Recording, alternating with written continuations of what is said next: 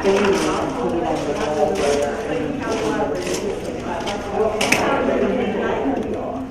have come here tonight to hear our new superintendent talk about the school system and all that he and the school system are doing for us. So without further ado, I would like to introduce to you Dr. Moore.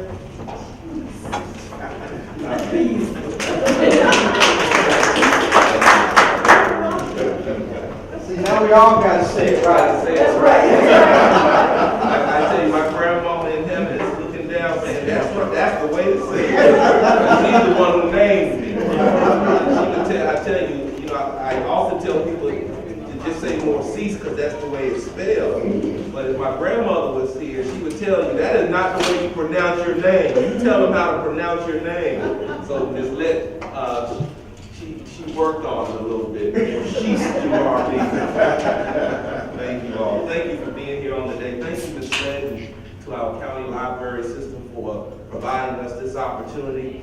We're so excited about the work that we're doing in collaboration with our county library. This is just one of the many things that we are doing and we're working toward.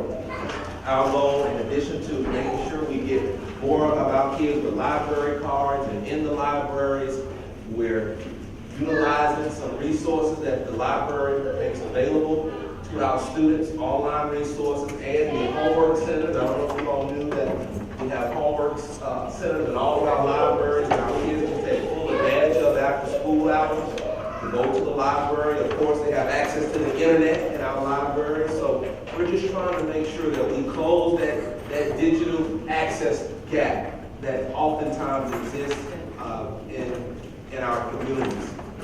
Well, thank you again for being here on today. And really, this opportunity, when Ms. Lett and I discussed it, was really scheduled to be a very informal conversation about what we're doing to move the school district in the right direction.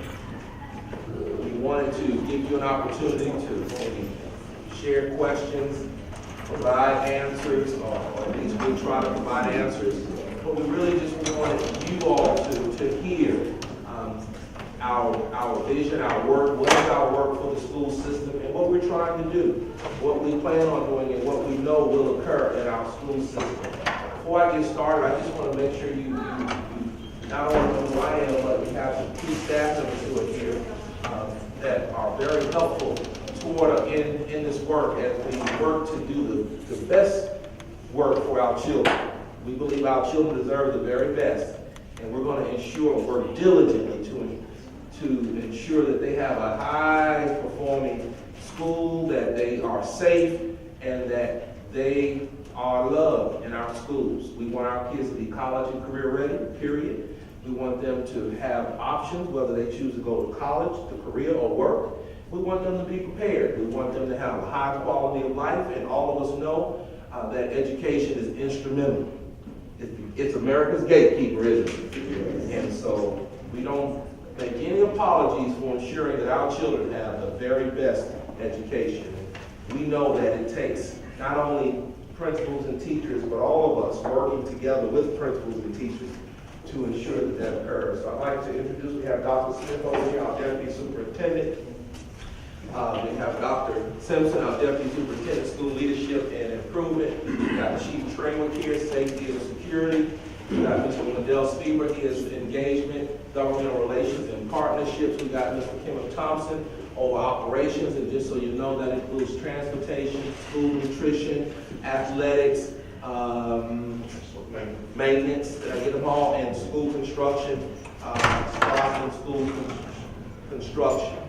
But just a few of us are here to really, and Dana, you all see her, that's our Chief for Communications, Public Relations, and Marketing.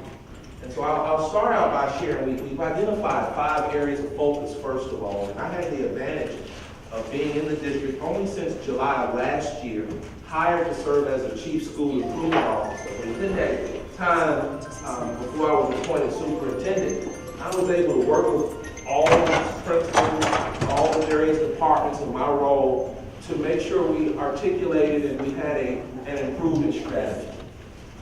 So since the time of that I was appointed, through various conversations, we identified identified really 5 areas of focus.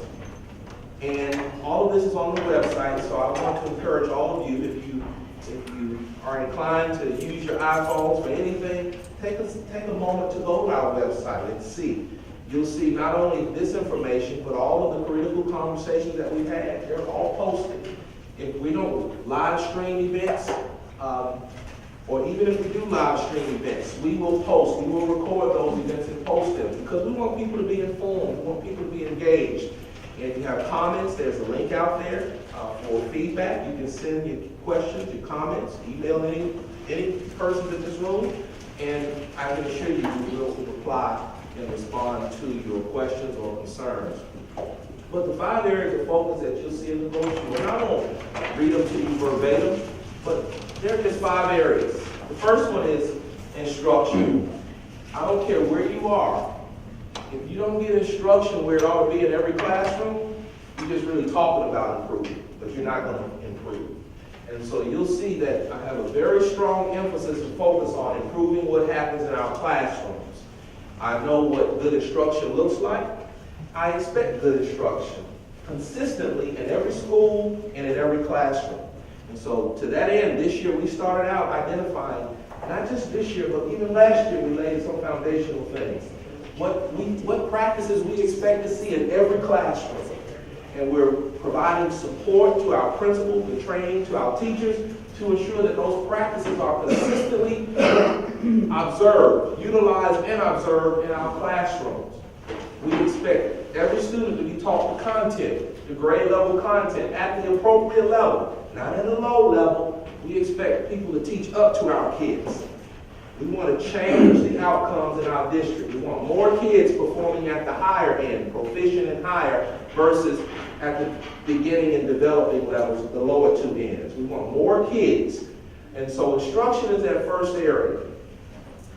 Number 2, we want to provide wraparound and academic support. Why is that important? Right now we've got a lot of kids who are in a grade, but they have deficits from the prior grade. Does that make sense? Yes. They're in a current grade, but they have a lot of deficits from the prior grade. Some of those kids are being served in what we call EIP, Early Intervention Programs, or REP, Remedial Education Programs. But there are a lot of them, about right now, based on the data we've collected, about 20,000 plus of them who are not being served. So they're in the class, they're in their current grade, they're going to class every day, but they still have gaps from the previous grade level. So we're working right now in our district. This is a part of our strategy that you need to know about. We know who they are. And so we're working to identify and purchase and provide a reading ELA tool and a math online tool that those students can plug into before school, after school, at home, weekends, etc. That does a few things. It's adaptive. And so it assesses them first to see where they are. Once it assesses them, then it basically provides instruction at the level that they're on. And then, as it takes them through various lessons, it adapts, assesses them, and takes them higher each time. So it addresses and remediates the skills that they may have. So we're working to do that while the teachers are also teaching the students the content in the classrooms. And so we believe if we do that and we do it well, we will see more of our kids performing at the proficient and distinguished levels. So where are we right now? We've identified a few tools. We're working toward the end of this month to bring to our board a request to purchase those tools. Our goal is to get people trained and get the tool implemented by January of this year. So while we have lost a semester, we know that we'll see a bump up. We hope to see a pretty good bump up, but we know once we get the tool in place, we'll be able to start every school year hereafter with that tool in place. But what we believe is going to happen, and we're going to work to this end, we're going to see the number of students. See, right now I've got about 20,000 students who need that tool.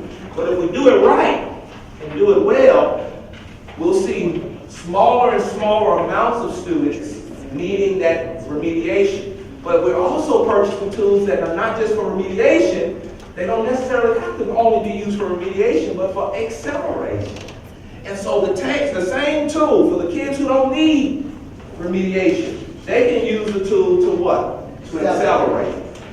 Right now our focus is help those 21,000, I think it's about 21,000, who are in a current grade but who have deficits. Our goal right now is to get them plugged in and get them remediated. And so we can move them by this spring, hopefully as many as possible, to proficient levels in their current grades. But we do know that it's going to take time. That's okay.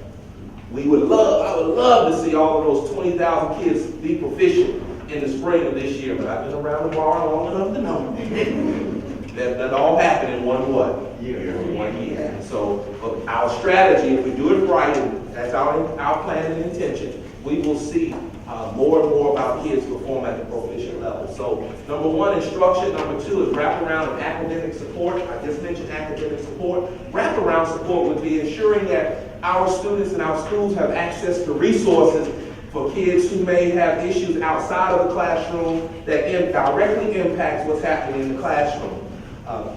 One area could be health services.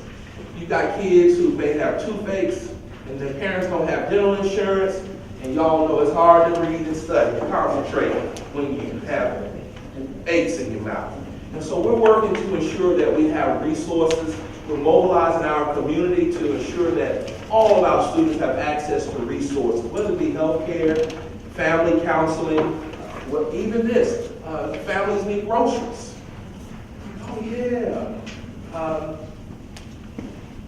They may need help with utility assistance.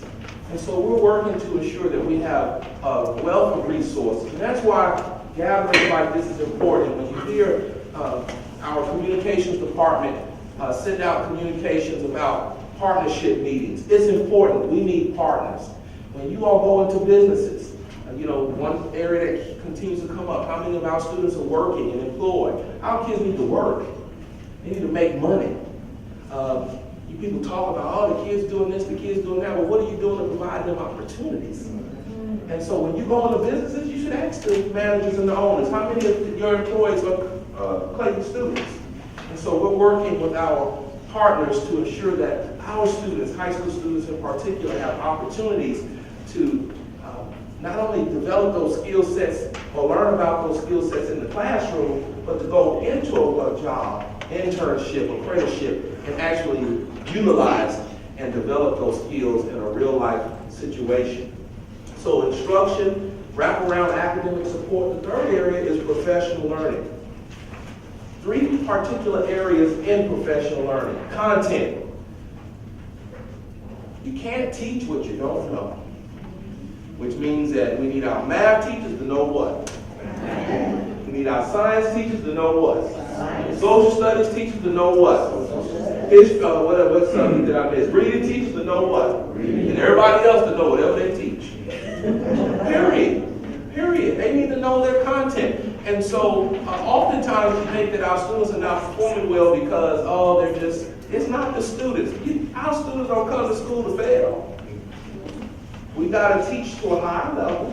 And then in order to teach to a higher level, or a deeper level, if you will, relative to content, you need to know that content. You need to know it. And so we're working to ensure that our teachers are comfortable, they're knowledgeable, and that they are comfortable with their content. So, but not only is it important to know your content, you got to know how to deliver your content. Some folks know, but the question is, do they have the strategies? And so the word we use in education is pedagogy, but that's just basically how you deliver the content. And so we're working with teachers to ensure that we're not talking all day. We're just not providing students an opportunity to sit at a desk just to hear you all day. Eventually you sound like Charlie Brown, folks. They're not listening to you. We want kids engaged. We want engagement, active engagement, strategies, and we want students learning at higher levels as they're using those strategies. So we're working on instruction, wraparound and academic support, and professional learning. Relative to professional learning, content pedagogy, and the last area for professional learning is leadership capacity. Schools that improve have good principals, period. I'll just say that again. Schools that improve have good principals. So what does that mean? My responsibility as the leader of the leaders is to ensure that every leader has the training, the expectations, and the support, and the capacity to be an effective leader to improve the school, period. I have, and my team knows this, we all do, because we're all similar. We've all had very good experiences as school principals. It's a complex job. You got to deal with a lot. But I don't think anybody put a gun to folks' head and say apply for these jobs. So you signed up for it. It's like if you sign up to go in the military, don't complain when you got to go to war. When you sign up for it, that means put your name on the dotted line that you can do it. Yeah, we got a responsibility to support them, make sure they have the resources. But I expect you to bring some amount of skill set to the table. Skill set about instruction, what it looks like, a skill set about working with parents, a skill set about dealing with children, a skill set that helps you to deal with teachers, and a skill set to help you to deal with all the various responsibilities, managing a school, cleanliness of the facility, operations, etc. All those things that go with being a principal today. Clearly, we've got some principals in various levels, but our goal is to coach all of them up and support. We've got great principals. We're showing them how to use their data and how to align that instruction, inform that instruction using their data. The day is over that you can sit at a school for 10 years and the school remains failing. That is not going to happen. Like I told the board, if Dr. Beasley as a superintendent can't work with our community to improve, then y'all need another superintendent. Period. You know why I can say that? Because I know exactly what it takes to improve a school and a school system. And I'm confident that we can do that work. We want our principals to be that confident through training and support that they can improve their schools. And we're going to see those schools improve. So instruction, academic wraparound support, professional learning. The fourth area is family and community engagement. We got to get our community engaged. I am so glad to see all of you here tonight. Letta's done an excellent job getting you here on tonight, getting the word out. But if we're going to be a high-performing school system, we got to be engaged. We can't be apathetic. Our principals have got to build partnerships. Our families have to be engaged. You'll notice that right now we're seeing a great uptick in the number of parents who are going on Infinite Campus. I mean, you know what Infinite Campus is. That's the way it should be. If you got a child in school, you should be what? Checking grades. That's just a given. So what we decided to do is, because all parents should be going to Infinite Campus to check grades, all district level announcements now going where? Infinite Campus. So if you say you're not getting the information, that's a clue right there. I know something wrong. That's my clue that you are not checking your child's what? Grades. Because everybody who's checking their children's grade, I don't care whether you're checking a day, every other week, and I know we all have various, we're very busy, but I'm a parent of four. I couldn't check as often as Miss Beasley, but I would check. Does that make sense? And so I'm just telling people, we all in different places, different stations, but we ought to be checking, shouldn't we? If you have a child in K-12 education, you ought to be checking grades, and because that's the expectation. All the announcements go in there. No excuse for people not to know. No excuse. Principals, and so we have our district level approach, but our goal is to increase family and community engagements. That's why we're having conversations like this. We want to know if we're headed in the right direction, if there are concerns, what can we do? First, let us know so we can address on those, and then once we implement some solutions, give us feedback. Let us know if we're going in the right direction. We want to know. That's what we're here to do. And I'll tell people this very clearly. We're not here to divide this community. High-performing communities are not divided. They are very clear about one thing. They want their children to do well because they know that the quality of life of their children is dependent upon the quality of their what? Education. And they also know that if you can get a good school system, you can increase your property value. And guess what? It feels good to know that you got a house with a whole lot of equity in it. In case you want to sell it, or in case you just want to pull a little money out of it to go somewhere, do something. Does that make sense? And so I try to approach it in a way comprehensively. everything is related to everything. And so to that end, I tell parents, I'm upset, I'm gonna call a meeting. Why are you doing that? Hey, first of all, that's gonna fix the problem. But let me tell you what you don't see if you go around America, and I have high-performing communities, they address issues, but they don't address them in the media like that. Let me tell you why they don't do it. Because they know that they're recruiting teachers too. They want the best teachers. I can't stop people from doing what they do. This is America. You got a constitutional right to do whatever you want to do. But I will tell you that if you want good teachers to come to Clayton, you got to watch what messages you put out about Clayton. You say, why? Because anybody who works in the metro Atlanta area, they don't have to come to Clayton.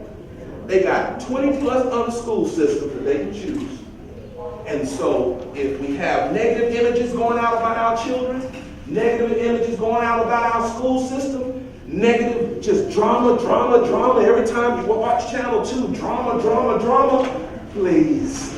The candidates at Georgia State and Clark Atlanta and Spelman and Morehouse and everywhere else, when they Google where to teach and they see negative stories always coming up about Clayton, guess what? They're not coming here. And so I tell people, we're all recruiting. I have a responsibility to work with principals and others to create a healthy environment that would encourage people to come and stay, but everybody's recruiting. When we send our children to school and make them behave, we're recruiting. Because I can tell you, a lot of folk have options, and they want to go places where they feel like they can do the job and be supported in doing the job. And so, instruction, wraparound and academic support, professional learning, family and community engagement. Our principals should be engaging parents at every level, at the classroom level, at the school level, and our responsibility is to engage at the district level. And the last area is communications, public relations, and marketing. If we don't tell our story, please don't expect anybody else to come here and tell it. If we don't make our children look good, I don't know of anybody who's coming to your school district to make your children look good. I don't know anybody who's coming here to say, Dr. Beasley, we're going to make your children here in Clayton look good. They're not going to do it. So if we don't lift up our children, please tell me who's going to lift up our children. Nobody else will. And so it's incumbent upon us as a community. And I feel like as a superintendent and our cabinet and our team, we're uniquely positioned to help everybody be galvanized toward first focusing on who? Our children, and working together to do what's good to create a good environment, a good situation for our children. You know the quality of a community by how it treats its children. How it treats its children. And so you'll see the decisions that I make, I get out of the politics. I'm going to always go back, is this good for children?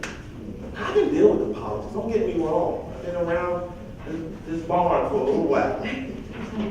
But I'm going to always go back to what's good for what? The children, period. If it wasn't good enough for mine, it's not good enough for anybody else's. And so we take that approach as we deal with, as we work with our principals and teachers and all. We respect, create a positive, healthy environment, but an environment where we expect good outcomes for our children. You'll see this year, we've got how many of you have the school district app? You have the app? You should have it. If you don't have the app, you should download it today. We also have on the app, you can email anybody. You can see the news, what's happening. You can, there's a tip line on the app. I think they may have given you a card. So our students can let us know anonymously if they're being bullied. That was done in the last month. If they're being bullied, if they have an issue with the teacher, but sometimes they don't want others to know, but whoever needs to address, they can let us know if there's a student-employee relationship issue. They feel like even if somebody is mean to them, they can let us know. Because the expectation is, I expect children to be treated with dignity and respect. Dignity and respect. And I expect our students to come to school and treat our employees with what? Dignity and respect. Dignity and respect. So we can do this work together. You'll see it. I Totally reject that mentality that's us against them. Totally reject it. The us against them mentality always produces low-performing communities. Always. And so when I say I'm counting on this community to come together and I need you all support, I'm asking for you all support to help move this district in the right direction. Not for my own ego. Man, it makes me feel good to see kids doing good, but it's not for my ego. But it's because I know that our children will be the beneficiaries of us as adults, what? Working together, moving our district forward. One young man asked me at one of the student advisories, whose resume are you building? I guess he thought he was doing something, but I made it clear to him, I got a resume.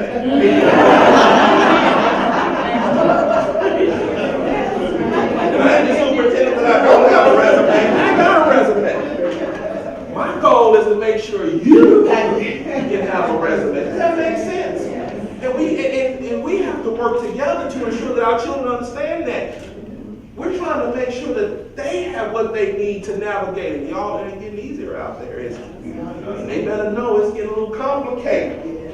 So you gotta have something, education, and something down in you, some resilience to navigate this difficult terrain. And that's why we as adults have got to come together to ensure that our children are getting exactly what they need to be, what they need to be, whatever life is calling them to be, so they can be that and then some more. We're accessible to you all. We are here to serve our community. We love serving our community. We are here. We're here to ensure we love interacting with our kids everywhere I go. I'm just surprised kids know who I am. But they make sure they come up and talk about them uniforms too. What you gonna do about them uniforms? I said, well, we're gonna figure it out. We're gonna figure it out. And but let me tell you what I do with them, because I like kids to think critically. I said, if you got half of your community that says you should have uniforms, and half of them say you shouldn't, what would you do? And they start realizing that my job as a superintendent is a bit more complex. It's easy to say we just shouldn't have uniforms, but it's not that practical. It's more complex than that. And so we'll be going around, the team and I, we're going around right now having data conversations with all the schools about their data and strategies, etc. But we're going to also start having conversations with our high school students and talk about that.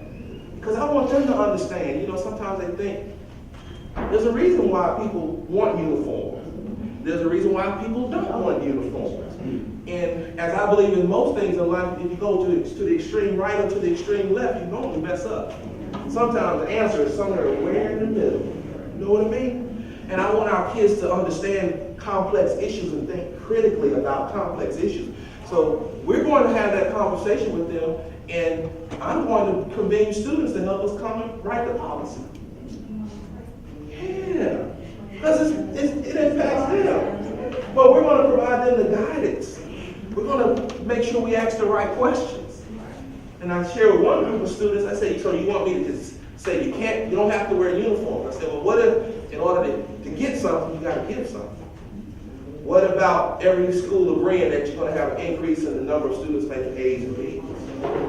And then I may say, okay, if you can show me more kids making A's and B's, then we may consider some things. Or more students taking advanced placement courses, being college and career ready. Or more students graduating. More kids earning all their credits each year.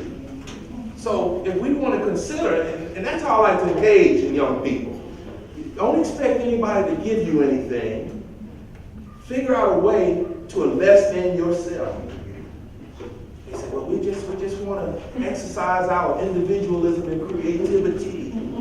I'm good with all that. I need to see all that creativity in the classroom.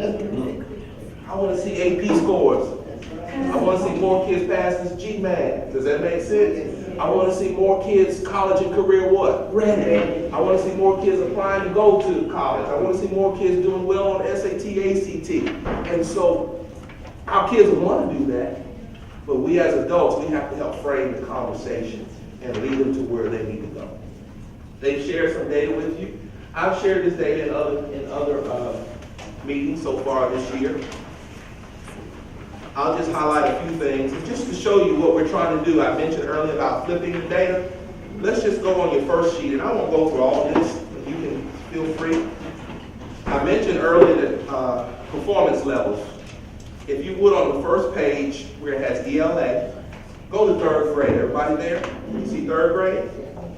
Go to the column that has district. You see district? There are 4 columns. You see BL, DL, PL, and DS? Those are your performance levels. BL is the beginning level. That's the lowest level. DL is the developing level. That's the second lowest level. If they're in those 2 levels, they're not on grade level. PL and DS, PL is proficient level. DS is distinguished. Proficient and higher would be grade level for our purposes, okay? So you can see very quickly in the green column, you all see the green column? We've added up the PL and DS for you. So third grade, what's the percent? 21%. So that means 21% are proficient or higher, which means basically about 80% are what?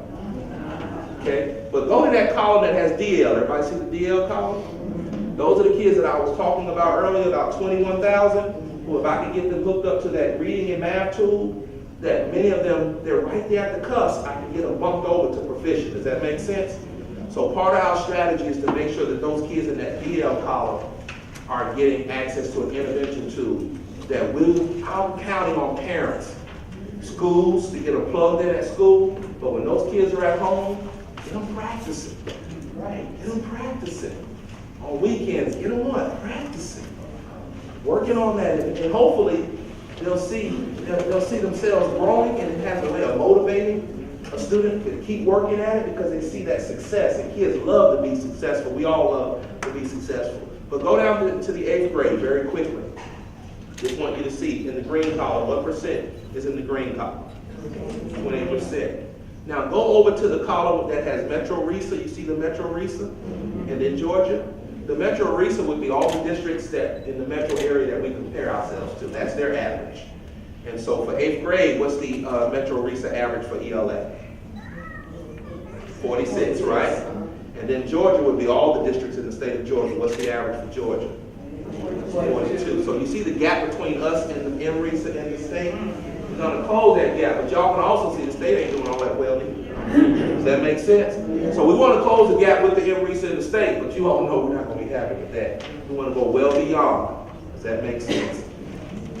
You say, can our kids do that? If you don't believe that our kids can, then you don't need to be over our kids. Does that make sense? I believe that they can. I know that they can. I know what it takes instructionally, strategy, and I know what it takes bringing adults working together to ensure that kids experience that success. The only thing that has prevented us from doing that is basically sometimes just not having a strategy. And so we're working to ensure we have a strategy. Make sure those kids are being taught their current grade level content, but at the same time, making sure we fill in those gaps that they brought to that current grade level. And we know that increases the likelihood of them performing at that proficient level. You can look at math. Let's go to math, the chart right below it. 5th grade, let's just go to 5th grade. Go to the green column, since that gives us the total proficient and distinguished. So for math, 5th grade, what's the percent? 21%, so about 80% of the kids, again, right? So look, compare us to the MRESA for 5th grade. What percent do they have? And then look at the state. 37. So the state is still struggling. You say, why are the scores so low? In case you didn't know this, in 2010, our state adopted the Common Core standards. They're more rigorous standards. But before they adopted the Common Core standards, you all remember the CRCT?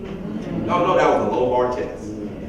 And so now the standards are here, and the state has realized that we had the bar so low before, and now it's going to take us a few years.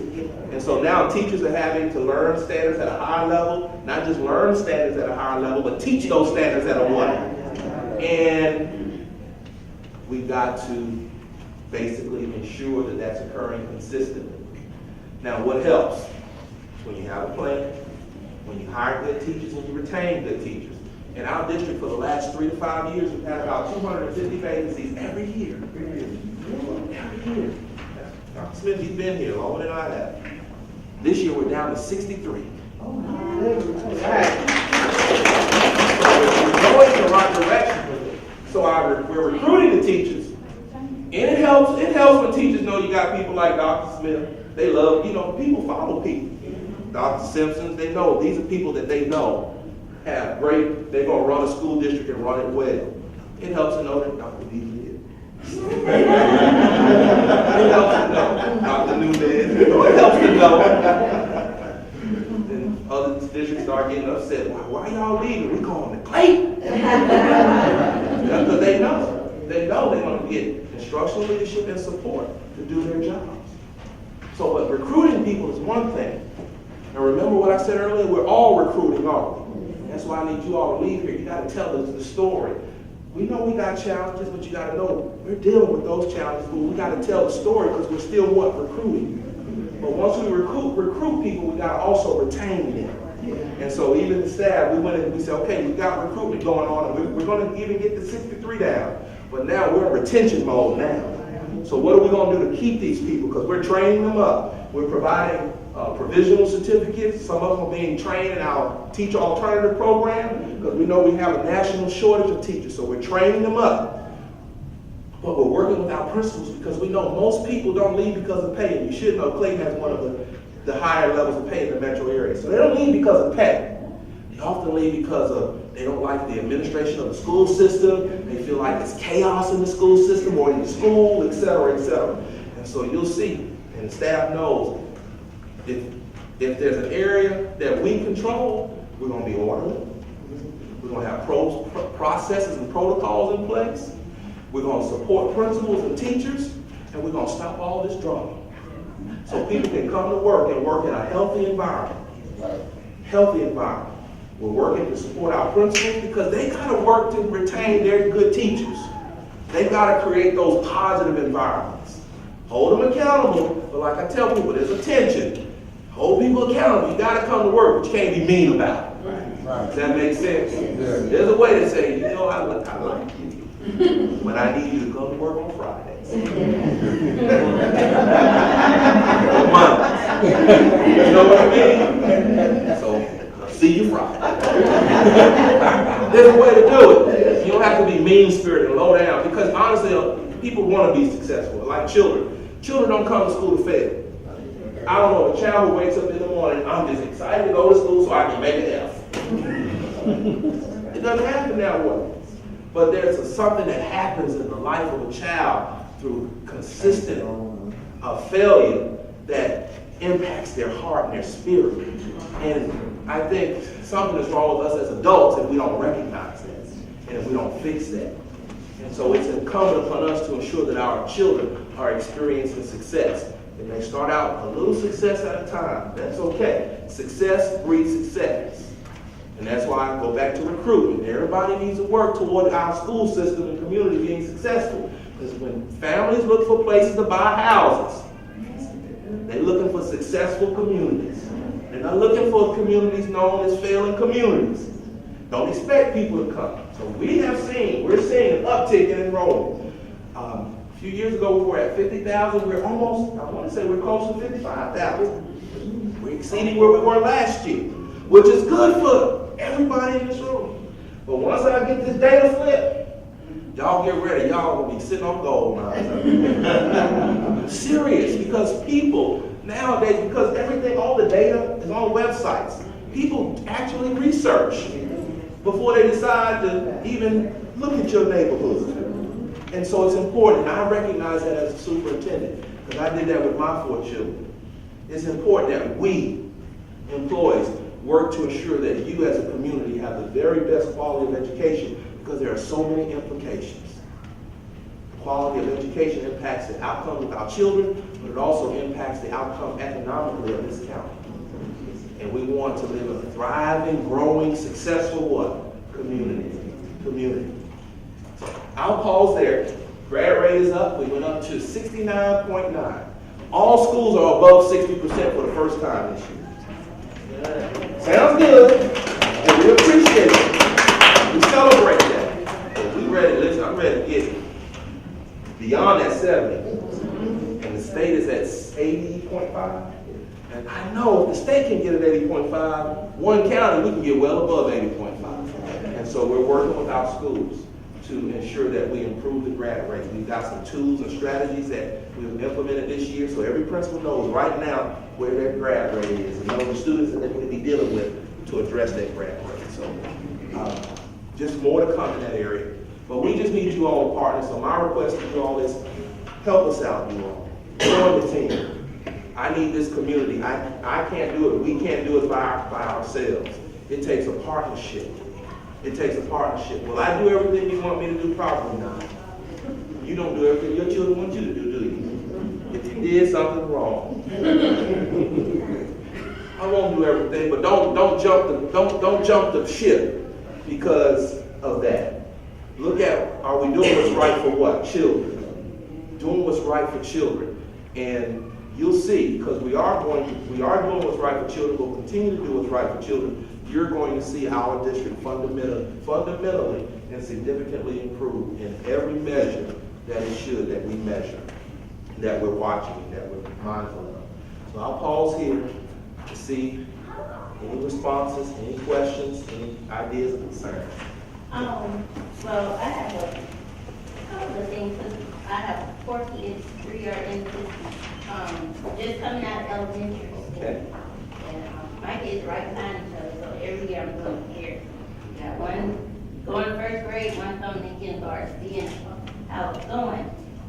And I know at our school, I didn't feel like our principal had a vision for the students. So at the end of 5th grade, he could say, okay, if they come from this school, I know they know this. I can see them a mile away that they were educated at this school in a positive direction. And it just seemed like a disconnect. I noticed a lot of disconnects between grade levels as far as the expectations. One year we had excellence in the first grade. I mean, they were on point. Those teachers didn't get second grade. Like, what happened to all this? How come we aren't writing? And I knew that writing was part of the achievement system. How come my kid is not writing? And I know their first grade teachers had them write paragraphs by the end of the school year, writing so much they were writing when they didn't have to write, as far as homework. So I think that part needed to be addressed. Every year is something different. But I think the overall vision and how are you addressing the principals to have a vision? You know, not only for the county, but for their school. Very good. What you want to. Isn't that a good question? Because it goes back, like I said, to the school, doesn't it? So one thing we're doing, and I'll let the others weigh in, and Dr. Simpson, he supervises schools. He may want to weigh in as well. It starts with, I believe, the superintendent. First establishing what's the focus and what the expectations are, period. And then ensuring that everybody has the resources that they need to achieve to meet that work. One of the areas that I'm working with the team to address is exactly what you described. The word I use is variability. First grade team does great. Second grade team. So one thing we've done is establish practices that we want to see in every classroom. And then we train principals on those practices, and then their responsibility is to go and make sure that those practices are consistently observed in every classroom and to address appropriately when they're not. We're working with principals to ensure that they have a vision for their school. You should see, and I would hope that the observation you made about that situation prior years, you should see a significant change this year. So let me tell you what you should do if you don't. You have Dr. Smith is a deputy second in command. Dr. Simpson is also deputy. He directly supervises principals. The assistant superintendents who supervise principals. Always feel free to let them know. Give them good feedback. And let us work with our principals to come up. Sometimes it's just a conversation. This is feedback that I received today. How are you going to address it? Let teachers improve and we give them good feedback. We don't want to lead in a negative way and heavy-handed, but we want people to improve. We want people to hear. If your parents say, I don't know what the vision is, then maybe you need to figure out what is the vision and then come up with a better way of sharing the vision. If the parents are saying first grade team was great, but second grade team is in the dumps, figure out and this is one term we use with critical thinking. I want to know, what are you going to do about it? First of all, what is the issue? Figure out what is the issue, what's the root cause, and then what are you thinking with working with your team? What are you going to do about it? And so what I would say to you, first have the conversation with your principal. Have you had that conversation with your principal? In the past, like my oldest, she just started 6th grade, so initially, and it's another point, when I started, I lived in Clayton County, even when I was in college, so I've been here a long time, seen all the issues, and so trying to get involved to keep up before I had children and started my family, I was interested. And then I started having my kids, like a lot of us, read all the rules, police officers, what you should do, you should be doing all this. And now we were doing our part. We were doing what we were supposed to do. But when you get in the school, it's like the school isn't doing right by me. Because I'm reading to my child every day. I'm making sure they have a place to play. I'm making sure they get to the meals. I'm making sure they go to bed on time. I'm making sure they go to school every day. But then when I get to the classroom, some teachers in some schools, our elementary school, you aren't doing right by me. You aren't engaging me because, I work with the state, so I know about programs and how you have to do this because of the dollars, but it's like we're doing bare minimum. If there's parent involvement, we're just putting it out there. No thought involved. So you're turning off, and that when you mention the marketing, it's not being done. The principals aren't marketing their schools because you got to get a parent kindergarten. We're excited.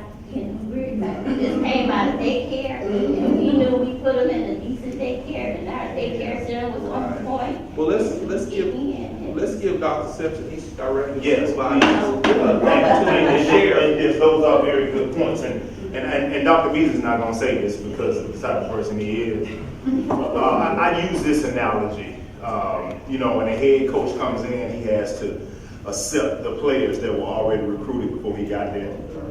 If y'all heard of something, Dr. Beasley talked about him coming on board in July. And he'll never say this, but I feel like I have to say this. And this is no excuse whatsoever, but this is the recruiting class that we had nothing to do with, so to speak.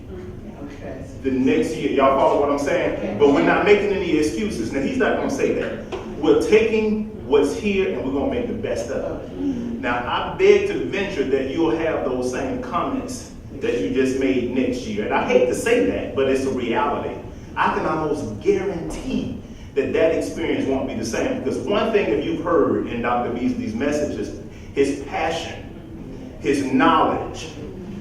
Everyone that works under Dr. Beasley knows that the stakes are higher. And that's permeated all throughout this district, in every department, even in the classroom.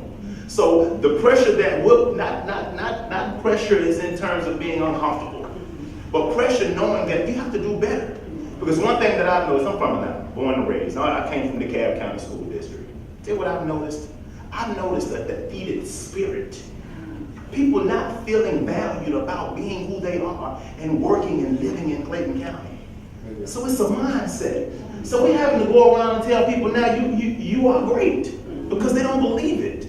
We're having to tell children that you are great, and unfortunately we still have some that are reeling from what happened years and years ago. Those days are over with. So if you just give us that little bit of time, just that little bit of time, because our draft class is coming next. and I can almost guarantee you'll see a difference. But very, very, very good point. But I want Dr. Smith. Dr. Smith has been in the district for a long time, and he's deputy superintendent. Dr. Smith will tell you. Dr. Smith, you share with them.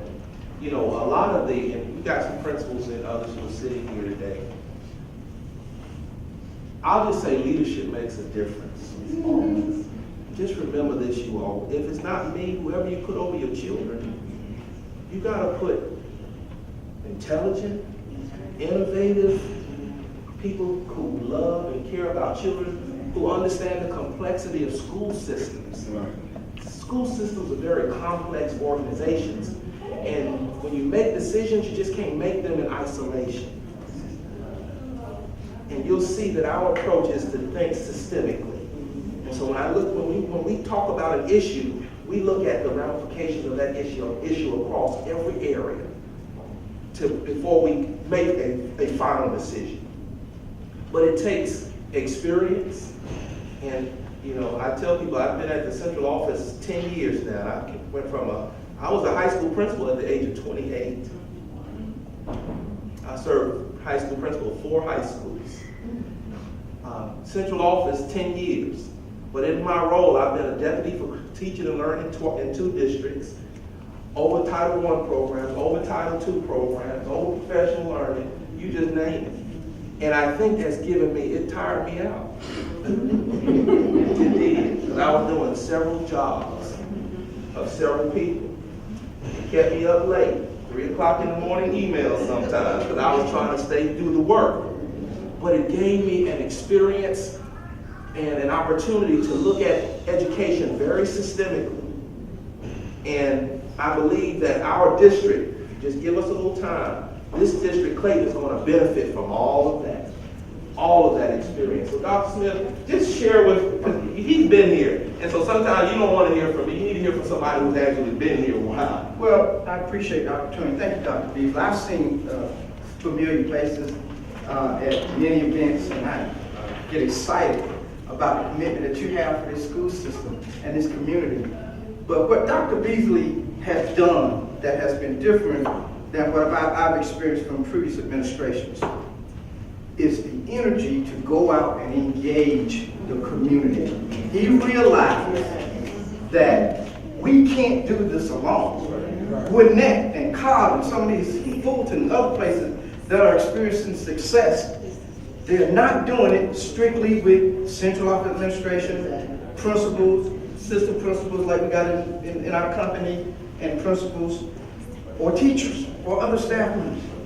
A good, high-performing system must engage the community. And the reason I feel good about our chances, and I'm confident like Dr. Simpson just expressed, this man has done this kind of thing about 20 times, and we're just in October.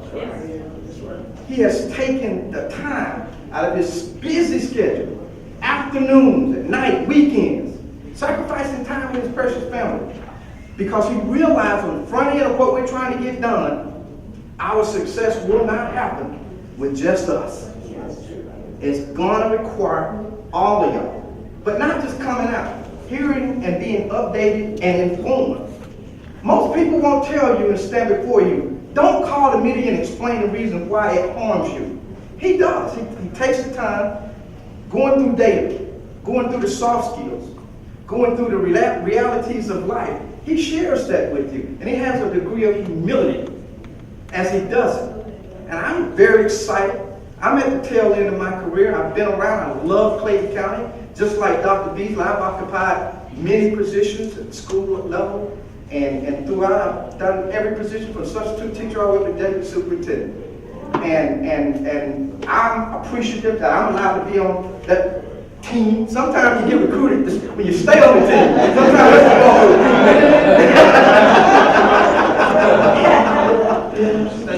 but it's just going to take all of us to continue. We can't have a rah-rah session here today and go back and think it's going to happen. We got to continue to engage the schools, go back, talk with the principals, talk with the assistant principals, share with us what your concerns are, and allow for us all to work together to solve them. And I can promise you this: if you share a concern, believe you me, address it.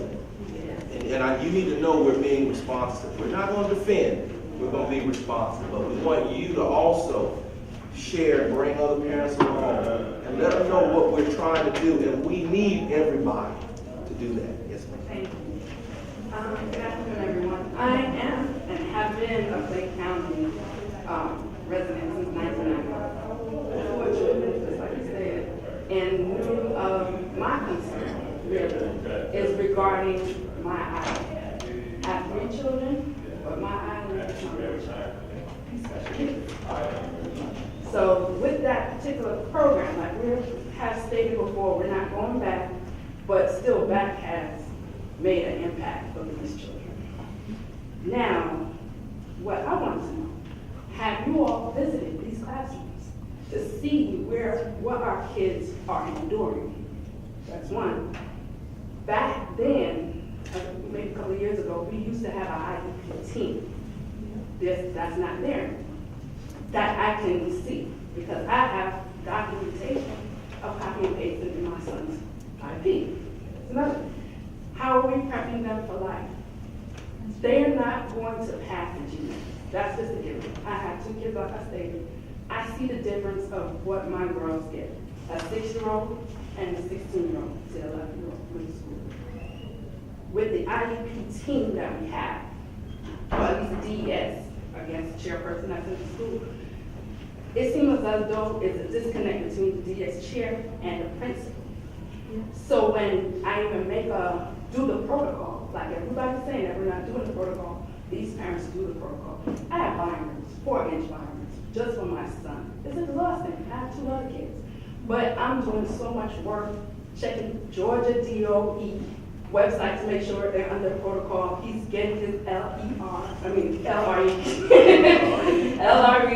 making sure that state is going on in his classroom. It's not happening. And it's disconcerting when you get your child to a level that he's actually speaking when he was not speaking before, to be in a classroom where he's concerned and scared, and the teacher cannot teach. And then when I even go into the classroom, I don't see the material. What happened to the budget? They say there's nothing in the budget. So we get a lot. This is some of the conversations that we get, and then these parents don't know where to go. So we need our own, I guess, forum itself, not Saturday things that I know family liaisons are doing. That's something that we've been doing. We know these programs. We're not getting things of what kind of diploma is my child gonna get? How are we following protocol? Are they doing the right protocol? How is it that there are parents that speak a different dialect? Going to an IEP meeting to get the parents right to know in English when it should have been in their dialect. And then I'm translating for them after the meeting when it should have happened either prior. So these are things that I have addressed. And what I've been told is that you've already addressed your concern. So nothing hurts. Well, give me a chance to respond. I'm sorry. That's okay. You did good. Because, see, that's why we're having conversations like this.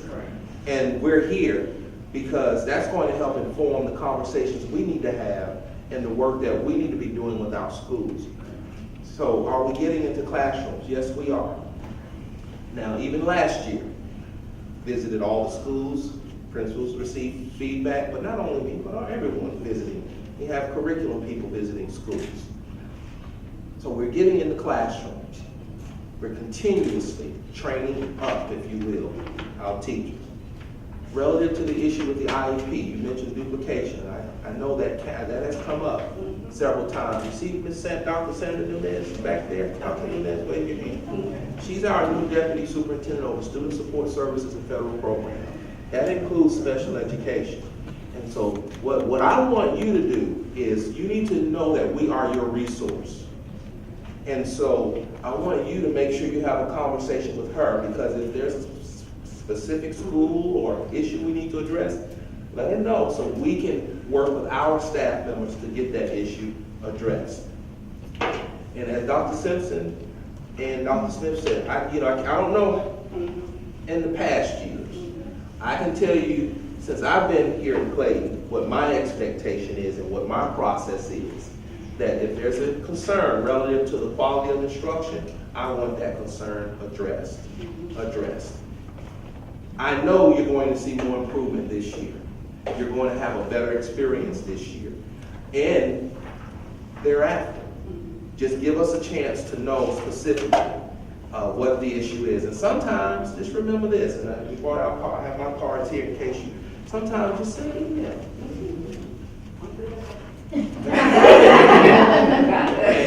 and all of us are in that response and making sure that we mobilize our team to address those concerns, principals and others included. Let us know. You might want to share with her the consultative teacher initiative that we're doing to help with that IEP gap problem that she's flagging.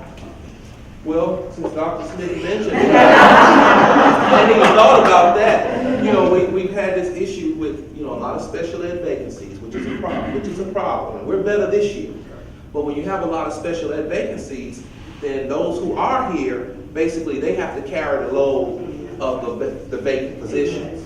And so what we decided to do this year is that we basically created a job description for retired educators, people who don't want to work full-time, but they have the experience and knowledge that we need to help us address some of these issues. How many of those positions did we hire? 20 for the high schools to start 20. phase 1. And so they're helping us to get through some of these paperwork, IEP development issues, et cetera.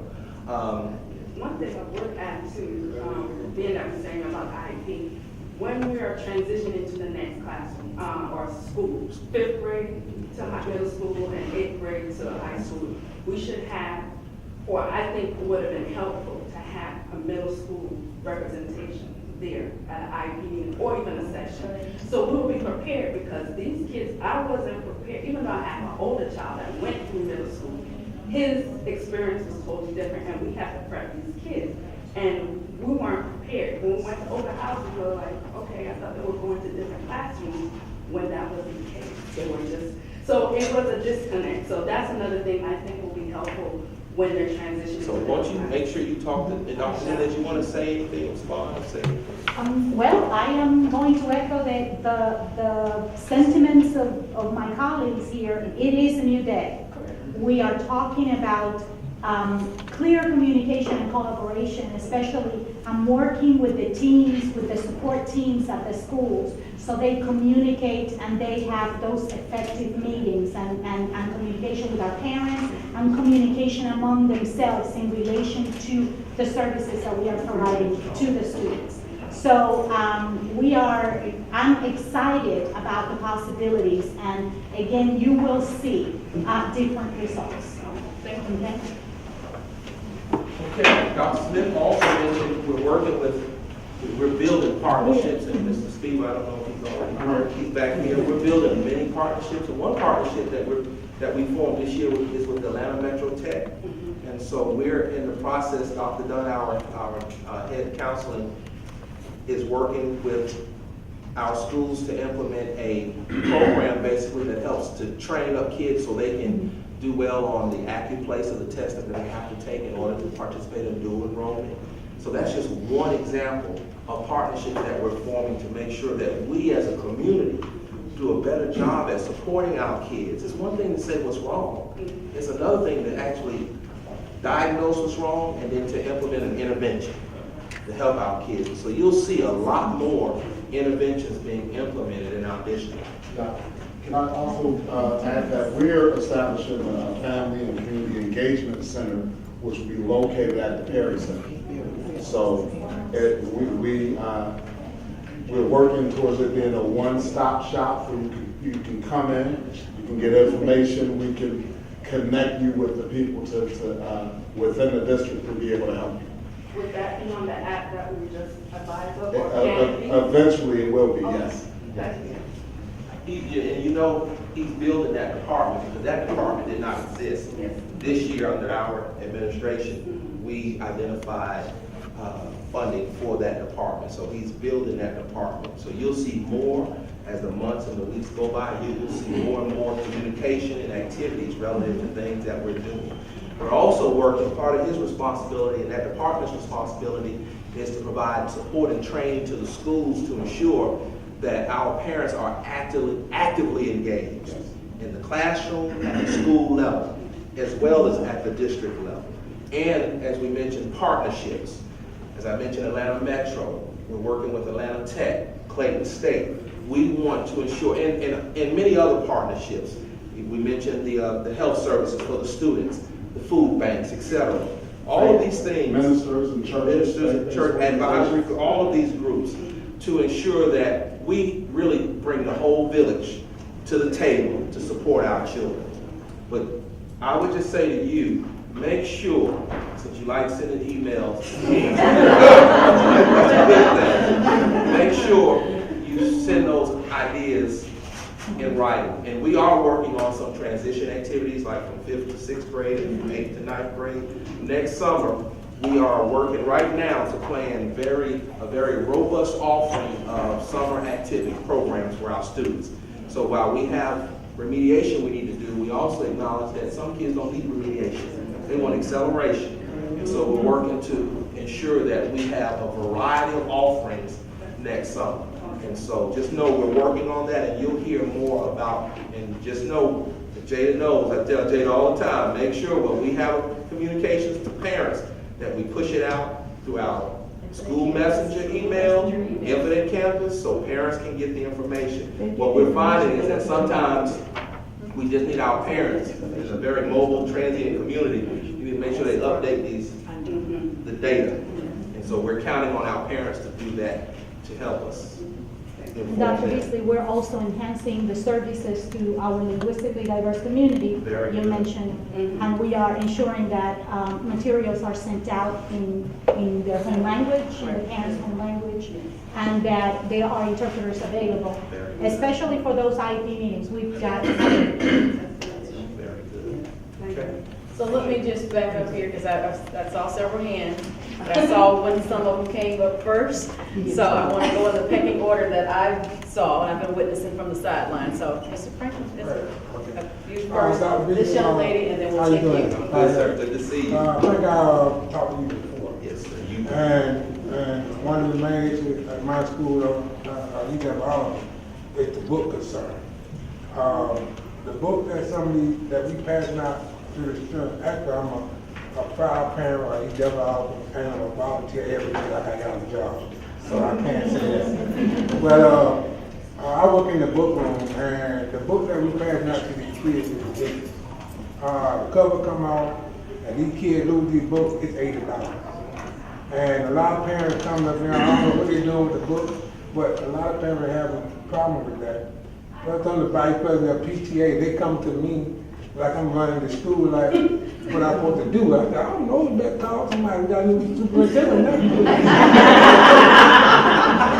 But my concern is there any way possible that we can get update book? I mean, some of the books I went to school and studied in, so is there any way that we can try to get the ebook in our school or something? I know in Gwinnett, I know schools Yes, sir. got And ebook. just so you'll know, whenever we have some areas that we're addressing with our textbook. For example, in social studies, we've not purchased social studies books in some time. Some of our kids, all of them have social studies books without President Obama in it. And so we're working to address that. But just remember this, whenever we purchase a textbook, we always get an ebook with it. And so they have access to ebooks. If there's something that we need to do to get to your principal or to the staff members, information so they can communicate that to parents, then we need to just make sure we close that gap. But they have access to the ebooks. For every book you purchase, you also get access to the ebook. It's an electronic copy. That's how they make their money as textbook companies. But we do have some work to do. I have some ideas going forward. We may have to, some districts, some more progressive districts have used SPLOS funds to help fix some of that. And so our district hadn't done that. Basically, we get a textbook allocation in our state allotment funds. It's about $4 million, no more than $5 million. But I'm telling you all, $5 million is probably one area, one content area. And so we've got to be a bit more innovative about providing updated textbooks and resources. And people say, well, they don't need all those textbooks. We believe, this is Dr. Beasley's philosophy and many others in this room, that the textbook is one of the most underutilized resources that we have. If the kids can read the textbook, answer the questions in the textbook, that's going to take our literacy scores up a whole lot higher than they are today. And so we hear you, I've written that down, but we've got work to do in that area. It's not there today, but we're going to get there at some point in the very near future. One more question. Yes, sir. Who would we talk to about how we can get these parents to these readings? Because parents, I know, I've been in school since kindergarten. And these parents, These are the people you need to talk to. I think I heard you say talking with Mr. Mr. Spieber, talking with us, we're getting the message out there, but like I told another parent, parents have to bring parents, recruit parents. Now somebody did some recruiting today to be here. This is a good group here. But we need parents to help And so parents, you gotta help get the word out, tell others, and just tell them, we need you to come. We need you to come. We're going to do more of these things. Does it tire us out? Yeah, it does. But that comes with the job. You gotta have some stamina in this job. It comes with the territory. But we're getting the word out there. And we'll use the various media, social platforms that we have. But the truth of the matter is, we need parents to also grab along other parents. And we're trying to offer the meetings and opportunities at different times, because we know some people are working and some people have small children. So you'll see a variety of options to be engaged. But I don't want us to think that parents are not involved. That's why we record these sessions. Just because they're not here today, many of them will go online and click to view, and then they'll send us an email as well. And so we probably should give our parents more credit than what we observe. Does that make sense? But they are getting engaged, and then we've got to also understand if you've got a child and several children in school, me coming to see Dr. Beasley may not be the top of that long list. Cooking them, feeding them, and all of that, I get the top of that, and that's okay too. But one thing I've learned in this business too, that when I don't see parents, it doesn't mean that they're not engaged. Sometimes it means that they're okay with what you're doing. Just keep going in the right direction. And then when things get awry, it may show up in large numbers too. But I've been around the barn long enough to know that just because I don't see them, that doesn't mean that they don't support. They got church, choir, children, just keep adding things up. And so they'll get to the events that they need to get to. And so our commitment is to provide them numerous opportunities to do that and to never judge the situation by what you see here. Okay. And we live stream some events as well, so many folks are tuning in on their iPhones as well. Okay. Good evening, everyone. My name is Ms. Clayton. I'm a longtime resident of Clayton County and serve on the Board of Trustees for the Public Library. And one of the things that has been recently adopted is a lot of technology, including the STEM lab here at this location. You mentioned college and career readiness for students and a focus on instruction. Will there be any emphasis placed on STEM learning at all? I'm glad you asked that question. So you'll know. Everything that we're doing is aligned to STEM. And I will never approach STEM as another initiative. STEM is an instructional approach. So in our math classes, our students are learning how to think for STEM. In our science classes, and so we will align all of our instructional frameworks to ensure that no matter what content a student is in, they're getting a STEM experience. Now, an area that I think we need to ramp up is ensuring that our teachers have access to resources that allow students to see the connections between, let's say they're in math, but there may be some science connections and some writing connections. And so we are working to make sure that they have resource training, first of all, and resources so they can do that, because that takes a higher level of skill, it takes a higher level of know-how, and it takes resources.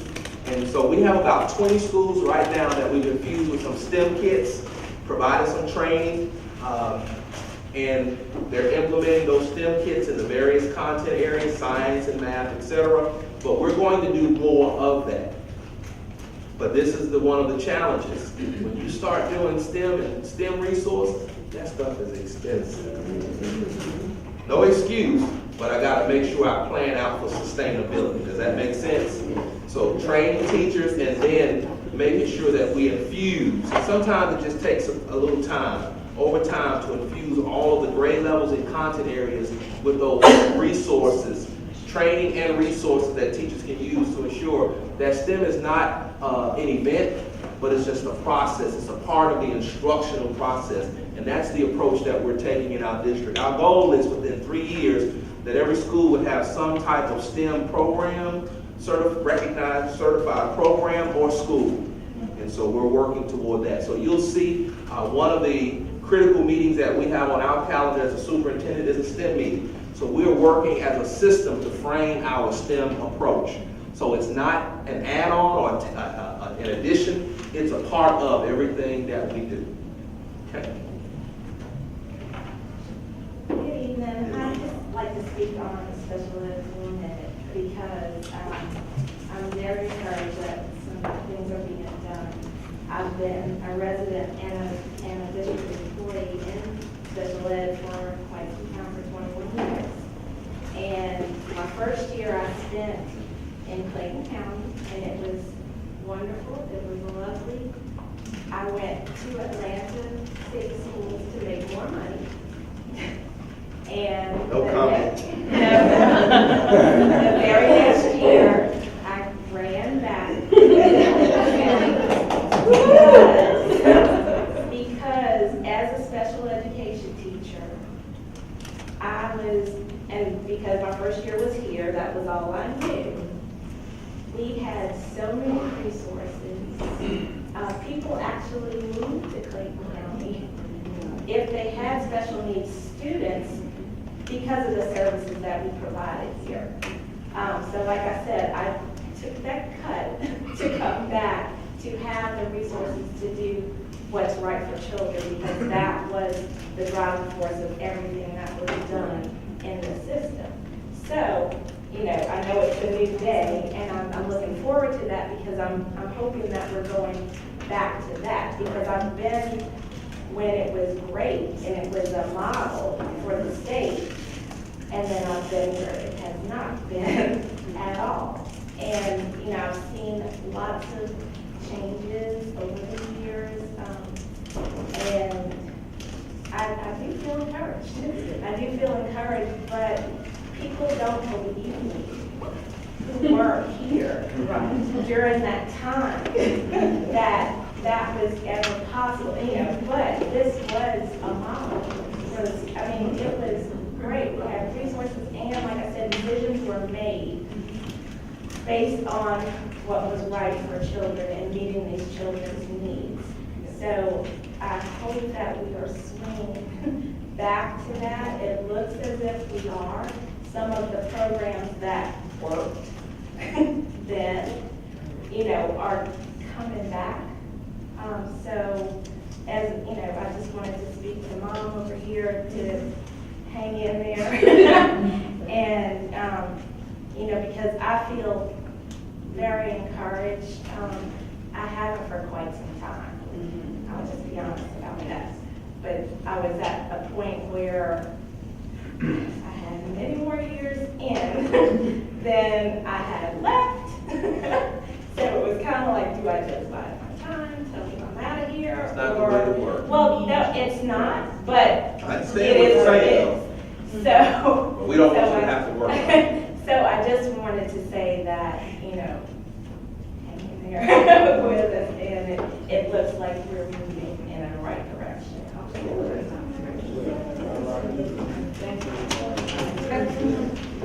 Who's next? Hi, everybody. I just want to say something really quick. I have to go. I'm actually running late getting my daughter.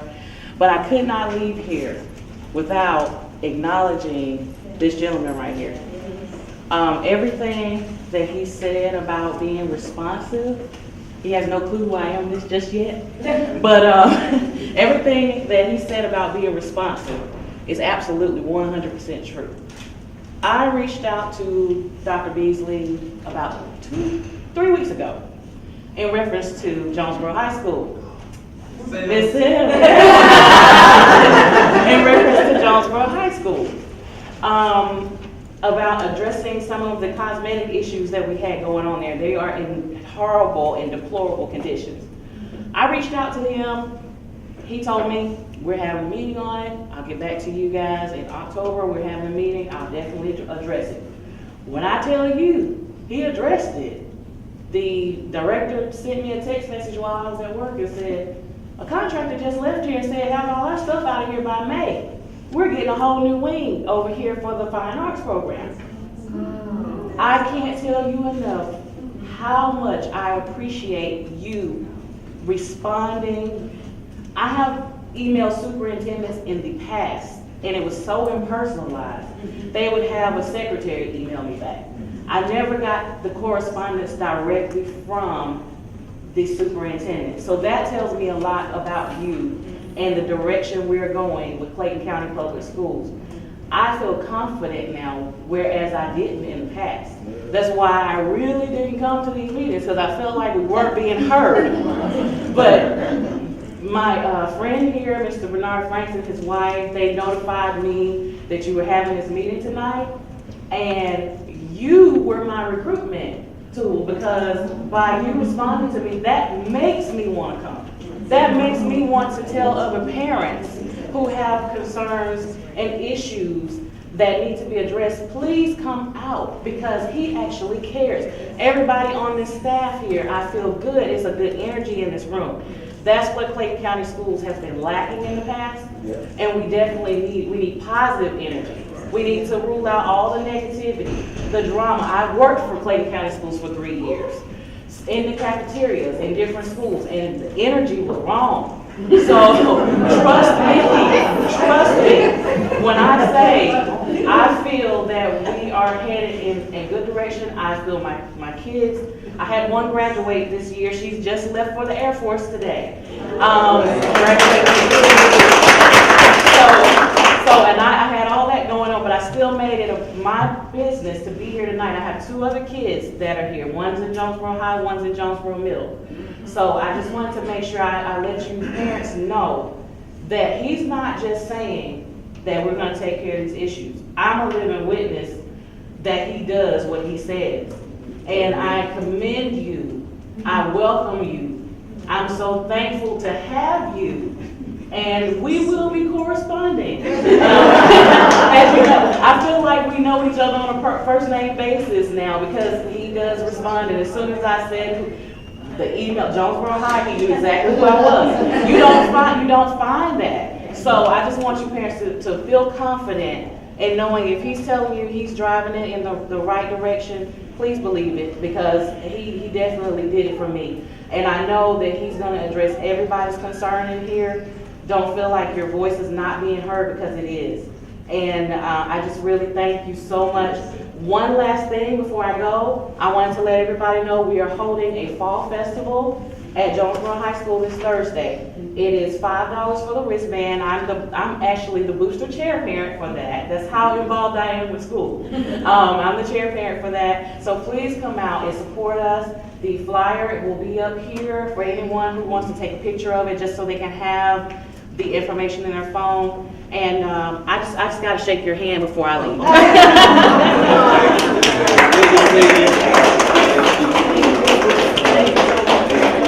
All right. You all have a blessed evening, and I'll see you at the next meeting, right?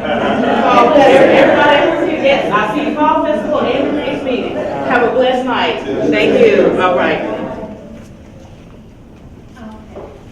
Hi, I'm a parent. Elementary school and high school. My daughter actually graduated from middle school and graduated in 08 in Clayton County School.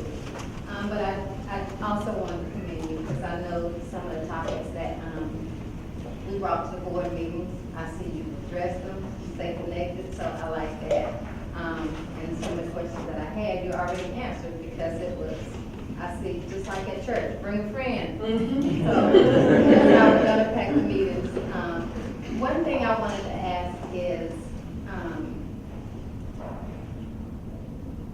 children who are getting in trouble. I know we need to address it when they're small, because once they get to high school, it's harder. But are we putting something in place to hold more parents accountable? If your child is getting in trouble, okay, you need to come to training with this child before that child you can go before a tribunal or something to even get back into school. Are we doing something like that so that the other kids can focus? I'm going to ask Dr. Simpson and Chief are going to address some things we're doing at the elementary level, just to address those issues, those type issues. So you hear about restorative justice, you hear it. So believe you me, they got it. And very good question. You know, one of the things that you hit on, one in particular, when you start, when we consider parents being accountable to and for their children. But we live in a punitive society, and we want to change the mindset, not only for the parents, but for the teachers, for the administrators, even for the children. And we want to spend our time and our efforts focusing more on the doer and not the deed. Because I think that's what we typically do. We spend a whole lot of time on what the child did instead of focusing on what led to that particular inappropriate behavior. So to Dr. Beasley's point, he's mentioned something about restorative practices, restorative justice. It's only a mindset. It's actually having the conversation before the consequences. And oftentimes we've not done that. Many of us weren't raised with that. We didn't have a voice. Our parents didn't want to hear it, but we have to listen to children. And so, to get teachers to understand that, and then get the parent to understand it, because a hypothetical situation, if a parent's child has been victimized, then one of the first things they're going to do is come to the school and say, what's going to happen to that child that victimized my child? They want them put out of school, expelled. But it's a totally different paradigm if we were to shift that and say, well, man, what if it was your child that victimized someone else? Would you want that same thing to happen? So we have to have that conversation with the parents and begin to get them to think that, listen, we are trying to put interventions and support in front of the consequences. If you look at our code of student conduct, and not just, and I'm not talking about Clayton, but many that you will find, you have all of the punishment and the consequences in the first 10 to 15 pages. And then in the back, you have all of the intervention and support. So we need to flip that. We need to put the support and intervention first, because that's what we want to emphasize, and that's what we want our focus to be. Now, that's a marathon that I'm talking about, because we have been doing things this way for a very long time, and we've been doing a disservice to our own children unconsciously. And so we've already had this conversation. Principals know we're not just putting children out of school wholesale, because we also have to err on the side of the child, even if the parent is not holding that child accountable. We've got to teach that child the right way, even if mom and or dad or legal guardian is not. So we have a responsibility to make sure that that child understands, and then provide them with some tools and strategies to be able to function throughout the day. Well, I also want to, good evening everyone, first of all. I'm Thomas Drake, and I just want to address the law from the perspective of, were there any statutes in place that held the parents accountable? Well, for a long time there were not. But now we do have statutes on the book that came out last year that actually holds parents accountable. And we can bring them in, and we have a process that we're working with juvenile court. Not to punish the parents. That's not what we're trying to do. You get nowhere when you just punish and beat and badger people. That's not what we're trying to do. We're trying to have a process in place so that we can educate.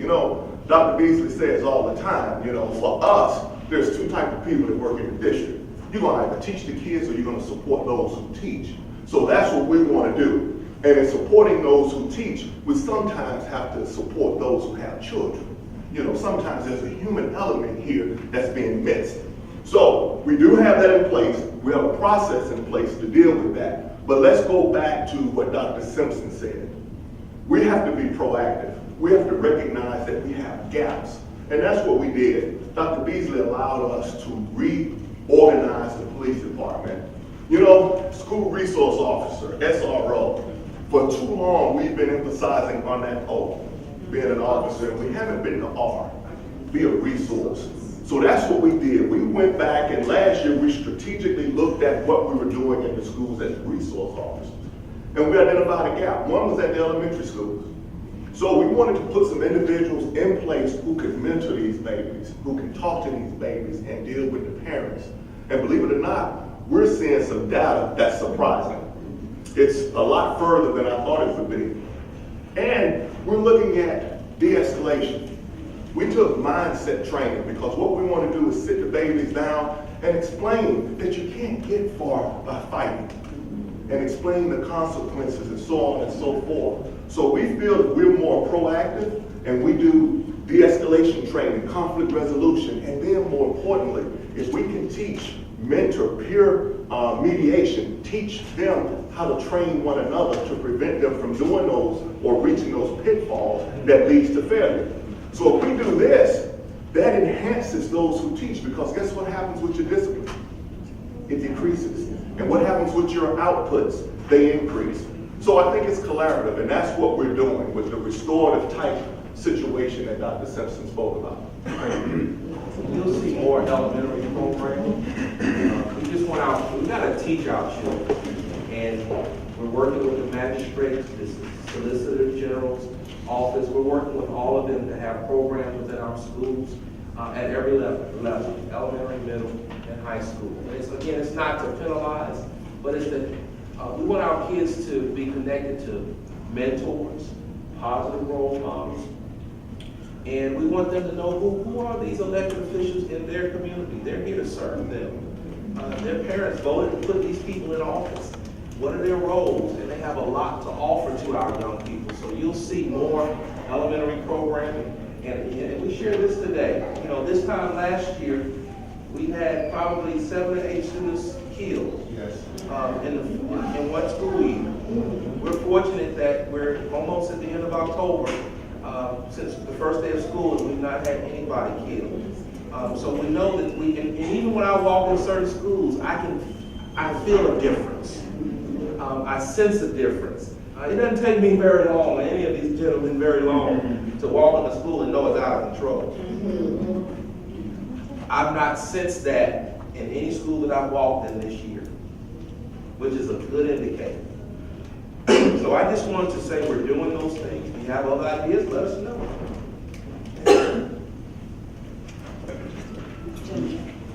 Oh, thank you so much for having this forum, and I thank all your plan that you have in place.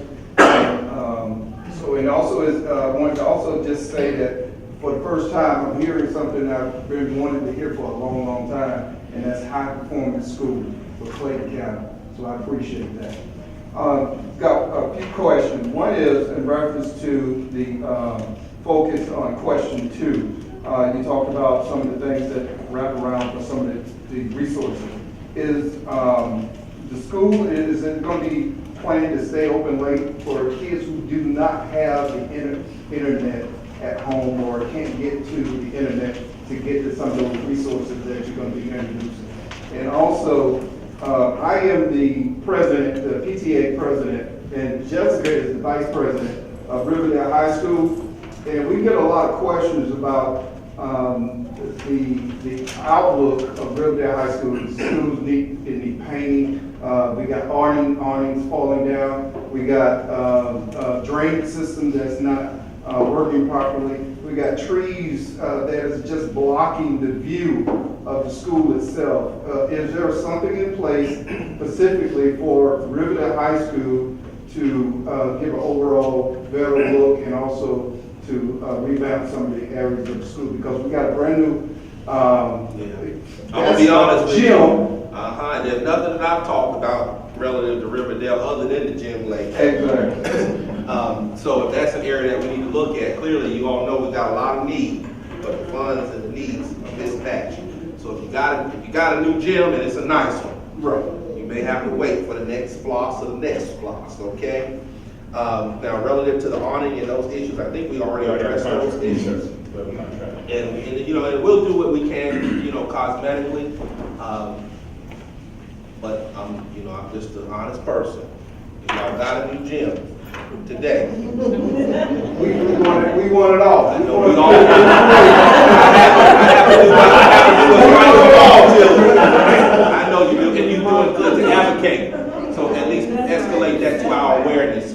And but just know that just because we say it's not today, that doesn't mean it's not going to happen. We're just trying to make sure that we spread the resources. Does that make sense? And speaking of the awning, you have something in place. Can I speak about that at our next November PTA meeting? And I welcome any of the staff to come out to the meeting. Could I have something from someone that I could indicate to me? Mr. Kenneth Thompson can. I'm over operations, and one of the divisions is construction and maintenance. We looked at the awning. There's some variables and some components to that piece that's kind of complicated. So one of the things that we looked at is just doing away with the awning altogether to make that hazard go away. But what we're going to do strategically, because we have some work scheduled for that school sometime next spring to summer, and in that plan is to address the awning. That's the #1 priority. So whether we're going to replace it or just remove it altogether, there's some utility lines and some other complicated components that's actually a part of that awning, which was something that was patched together years ago. So we're addressing it. We have contractors that have came in to look at that. So we'll have a solution probably sometime in the spring of next year. We don't want to remove.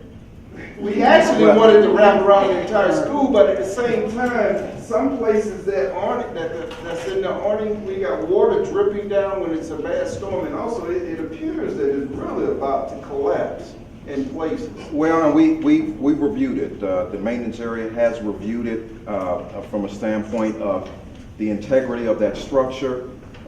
It's been assessed that it is safe. We just want to find a permanent solution to whether we're going to replace it, remove it, and put another component in that place. So you will see something probably in the spring break, because that's a work that involves probably a couple of weeks project. So we're going to try to plant that work within a period where the school is out. Okay. Now, relative to that beautification, Yes, so sir. I need to do a district-wide beautification and get loans and Well, all these that would be great. and volunteers. Because, you know, sometimes you all, you know, maintenance departments, you know, their resources are spread thin. And honestly, we need our community to come and work with our schools to help make these schools look good. We're not gonna ever have enough people, I can tell you that. You never have enough. We've got a responsibility to ensure that certain things are occurring. We want good looking schools, but it really helps and work with your principal. You've got a great principal over there. Work with your principal to do those type of activities that you can do while we're working on the district-wide strategy to ensure that we have good facilities. We address those issues that you've already described.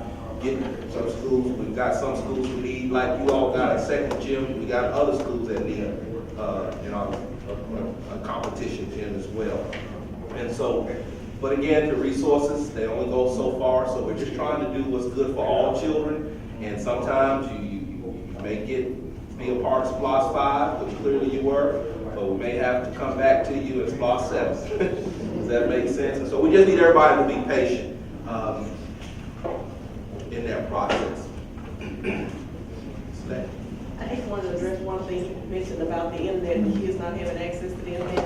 One of the things the library is doing now is that we're looking for grant opportunities to write for grants to get hotspots. So we've identified some, so we're trying to get all of our stuff together so that we can write to get grants, so that kids will be able to come in, check out a hotspot, and they will have internet access at their homes. And we're also going to do some grants to get some that we can put in a mobile van, so like take it to an apartment complex and let it stay there for a week or so, and then the kids will have the access. So we're working on some creative things with the school system, because we have already, Dr. Beasley was barely on the job, and I was like, okay, it's time for us to meet. So we and talked about a lot of things that we're partnering on, but that's one of the initiatives that the library is working on. All right, thank you. Yes, ma'am. Oh, hello, everyone. Dr. My name is Monica Harper. I am actually president of the Florida Labor Park and for my HOA local states.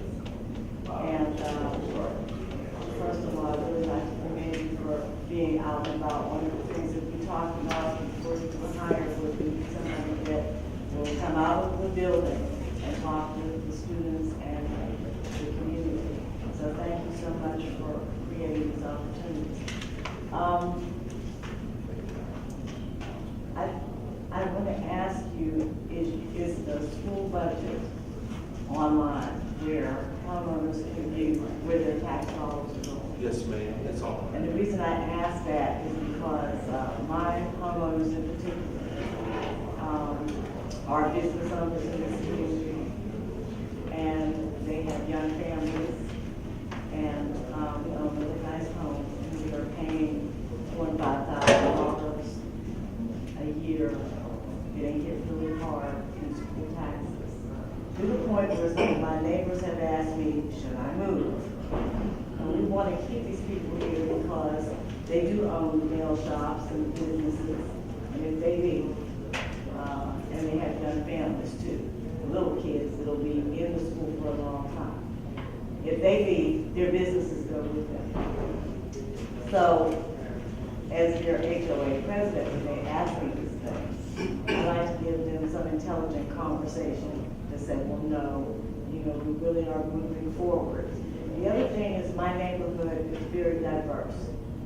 I have Vietnamese, Korean, Chinese, African, Hispanic, and Indian people in my neighborhood. We have one Caucasian person in here. And Morrow High School is right up the street within walking distance.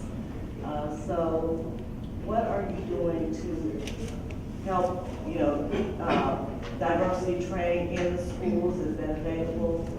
And I'm a veteran, so I came here in 1988. My grandchildren all graduated from Adamson Middle School, which at that time was second to none, and Morrow High School, which was second to none. Some of those programs went away, and we just watched it have fun. So, how are you going to address something?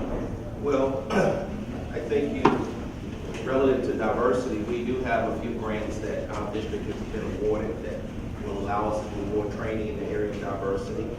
So I know right now one grant in particular that comes to mind will be training initially 300 employees. Those individuals will be strategically trained because they will use them to help train others. So I believe you'll see more effort relative to diversity training, training on implicit bias and all that type of knowing how to just deal with different cultures, cultural training, building lessons, and to acknowledge and respect the various cultures that exist within the classroom, et cetera. So we'll see more of that. You know, I would say relative to the budget, it's online. If you go to the website, the Business Services Department, there's a link for all the budget information right there. They can always get that information.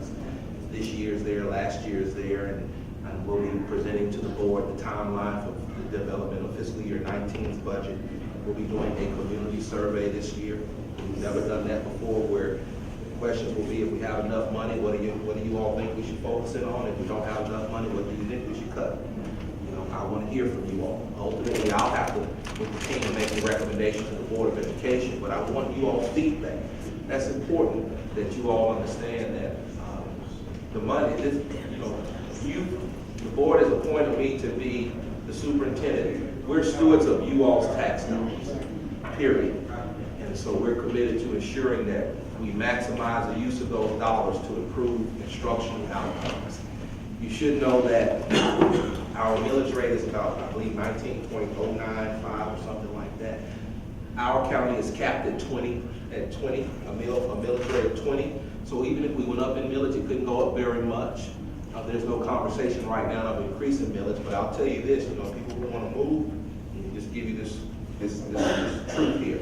If they move to some higher, first of all, they're going to move probably to an equal place, right? They're going to probably end up paying more taxes. And they need to be mindful of that. Like in the CAB, their millage rate is almost 23%. In Cobb and others now, Clayton again is capped at 20 by law. But there are some places who have exemptions and their millage rate is well above 20. So, you know, people have to make decisions, but I think in support of you and your role as you respond to your neighbors is if they would understand that we're not maxed out. We're not trying to max out. We're trying to make sure that we use a resource that we have responsibly. We're working internally through our scheduling process to maximize what we call our FTEs, full-time equivalents, so we can schedule and earn more money for how we schedule our special ed students, our regular ed students, our career technology students, our gifted students, et cetera, et cetera. So we're working to maximize the funding that we earn from the state, which I think helps because when you earn more funds, then you don't have to increase taxes, property taxes. And so we're working to do that. Just several things that are going on, that are variables that are in play that I think will position us as a county in a better place over a period of time. And so while the budget this year, this year's budget, the board adopted a budget. Our goal next year is to adopt a balanced budget, and we're working very responsibly to ensure that those funds are directly impacting the classroom. But we know that we just want good teachers, and so we don't want to lose our good teachers. We don't want them jumping the border, going to other places. I'm all for the teachers. I used to teach. And I taught public schools, and I taught special ed, and in the alternative middle school. But like I said, I want to make sure that, the schools have what they need. And that people who are paying the taxes, that there's some accountability and transparency there. Because here in Clayton County, some people are paying high taxes and other people are not paying any because their homes are not valued. So those who are paying the $4,000 a year, they want to make sure that, okay, we've got beautiful schools, state-of-the-art schools, and our ratings should be high, and I think that's where they used to be. And I'd like to see that again. And just a suggestion, some of the young people who have graduated from these high schools, who were there and benefited from when they were good, bring some of them on board. They're at 25, 30. I know they just had homecoming at Mars. Group of the cheerleaders got together and went. They were so excited, but they want to see, they want to be proud of it. And so, talk with some of them. They may have some great suggestions because many of them have been successful. Thank you. Now, I got a question in reference to this year. I'll say, I got 2 middle school students. One goes to M.D. Roberts, the other one to Jonesboro Middle. That principal at Jonesboro Middle is excellent with communication and so forth.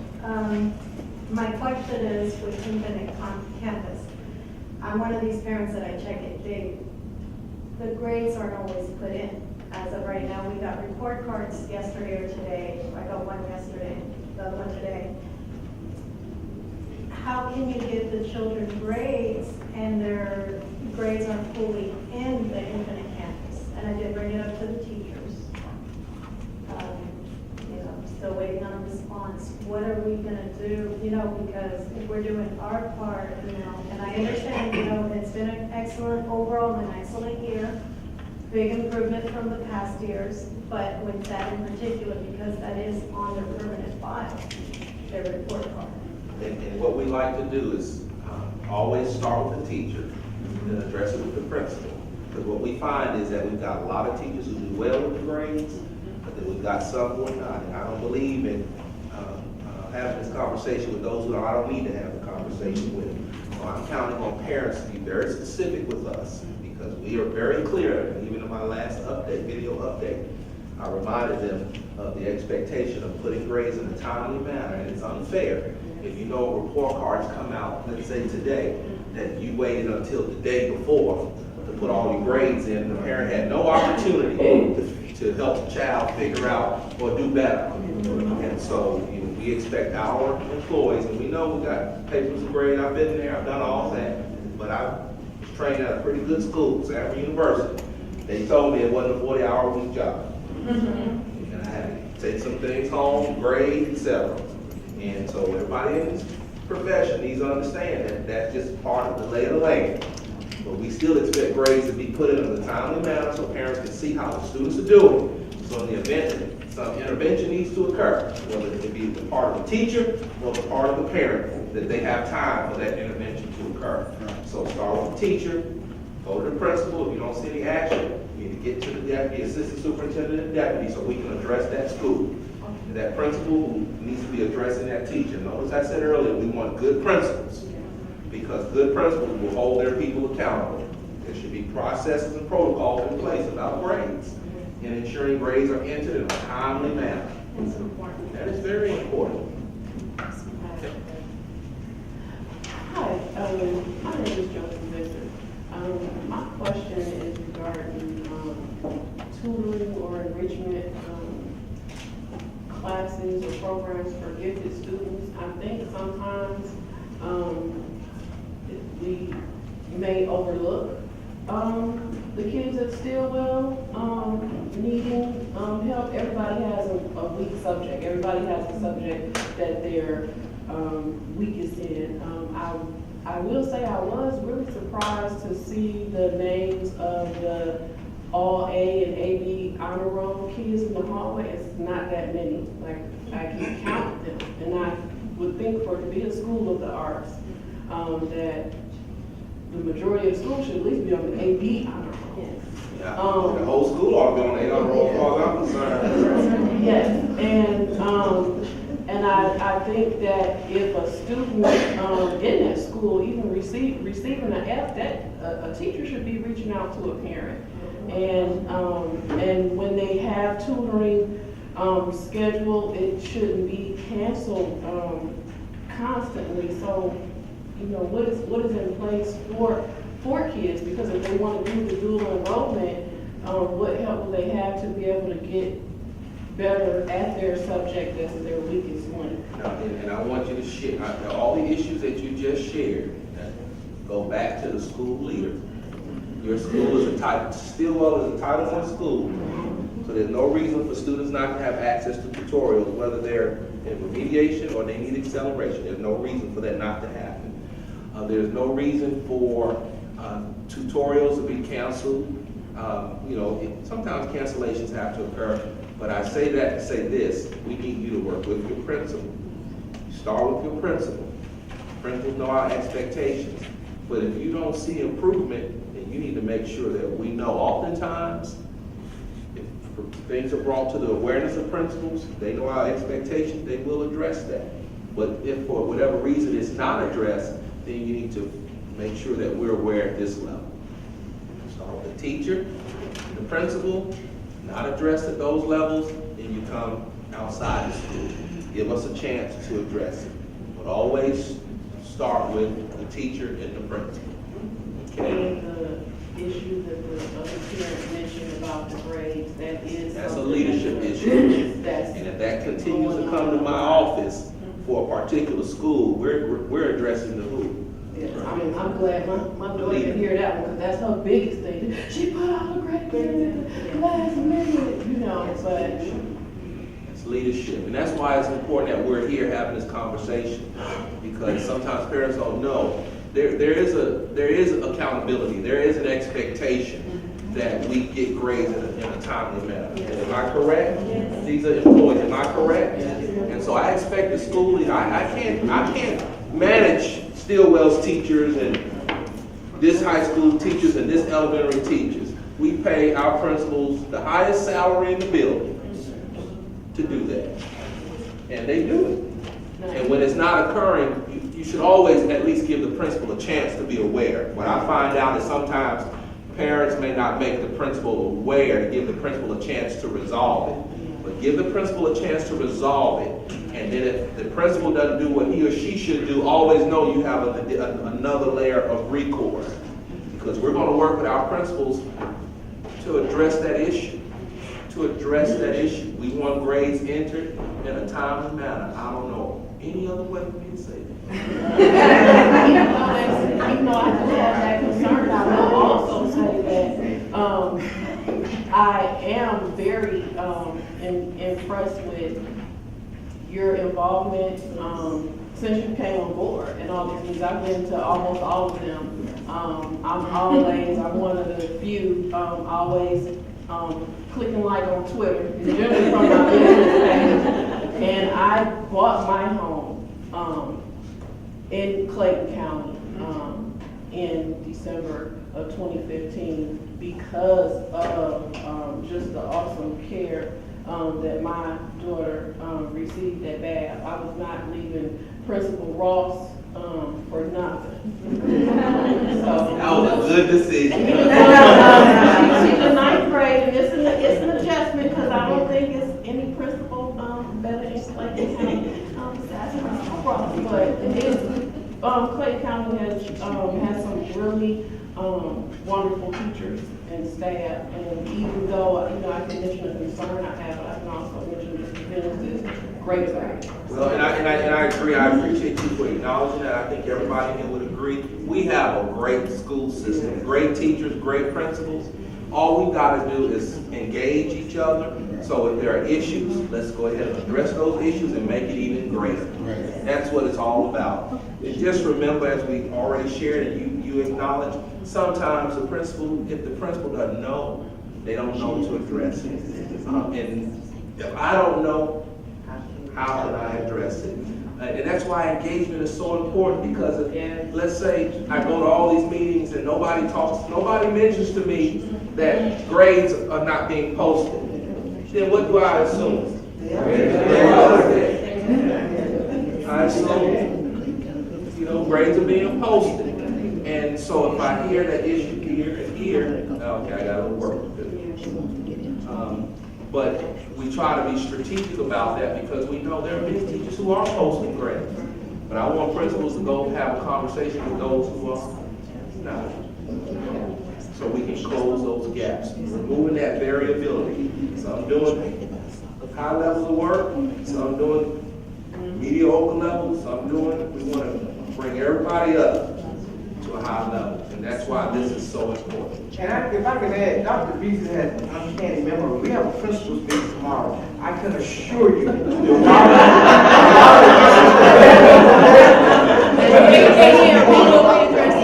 only will I, but they will follow up. When I will. We will. And that's why we want, and we'll have more opportunities like this, because we need you to tell us, did you see an improvement? You know what I'm saying? Yeah, we can look at our data. I can pull posted reports. But that posted report doesn't tell me everything I need to know. I don't know if they posted when they should have posted.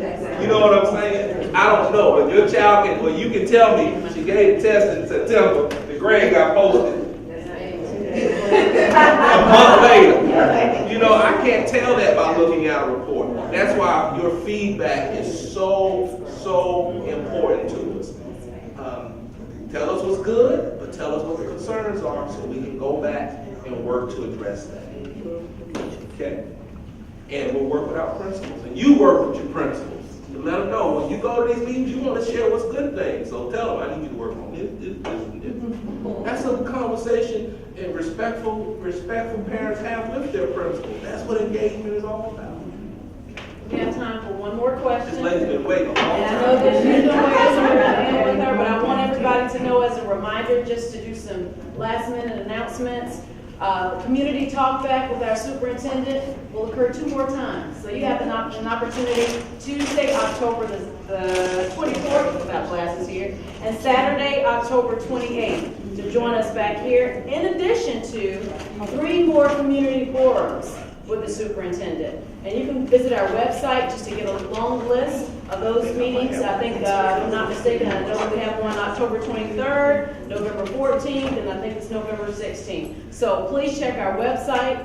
We would love for you to be in support of all the things that we are doing in our school district to make sure that we collaborate and work effectively with you. And we're going to end on this note, and then we'll toss it back to Dr. Beasley for closing remarks. Thank you so much. We want to be mindful of the time, so we will be invited back again. And thank you, Ms. Lett, for hosting. Let's give Ms. Lett.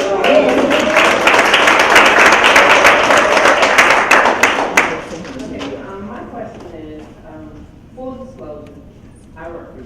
I know, I've seen that face. Her camera doesn't wear. Okay. But I also have a student, high school student, it should be graduating this year, I'm hoping. My issue and concern, and I know that Dr. Nunez is over that department,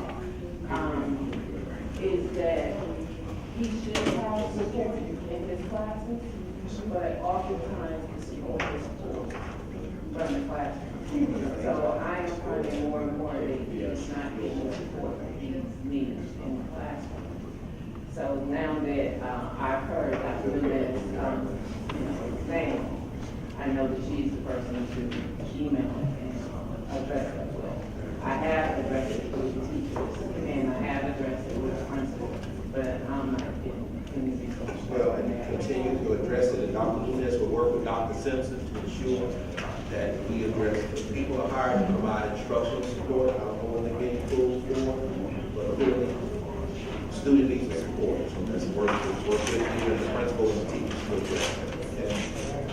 Been talking about. This gentleman was really one of the first, he's been so patient.